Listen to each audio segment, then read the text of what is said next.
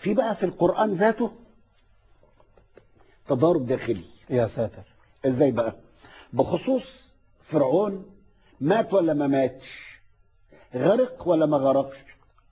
سورة تقول أنه غرق وسورة تقول أنه لم يغرق.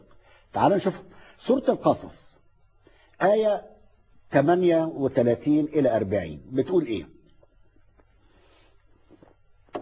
وقال فرعون يا أيها الملأ ما علمت لكم من إله غيري فأوقد لي يا هامان على الطين فاجعل لي صرحا لعلي أطلع إلى إله موسى وإني لأظنه من الكاذبين. واستكبر هو وجنوده في الأرض بغير الحق وظنوا أنهم إلينا لا يرجعون فأخذناه وجنوده فنبذناهم في اليم، يعني رمناهم في البحر.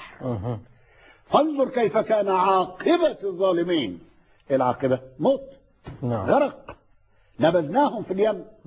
دي سورة القصص. تعال بقى لسورة يونس آية 90 إلى 92.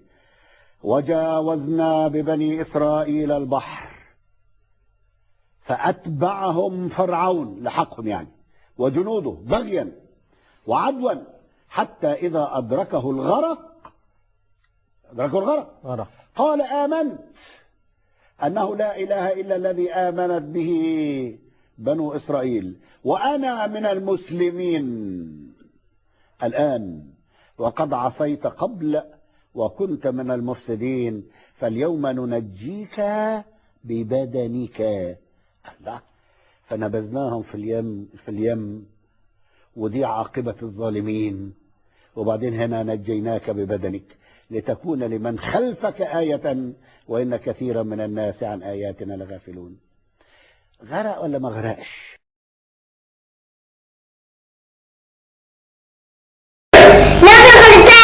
ايه رايك في ذكاء بطرس؟ يا عم لو خدنا ضوابيط. طب انا فضل بعديك ليه؟ اذا كان هو بيقول ان في ايه في القران بتقول ان فرعون غرق وايه تانيه بتقول ان فرعون ما غرقش. هو ما ينفعش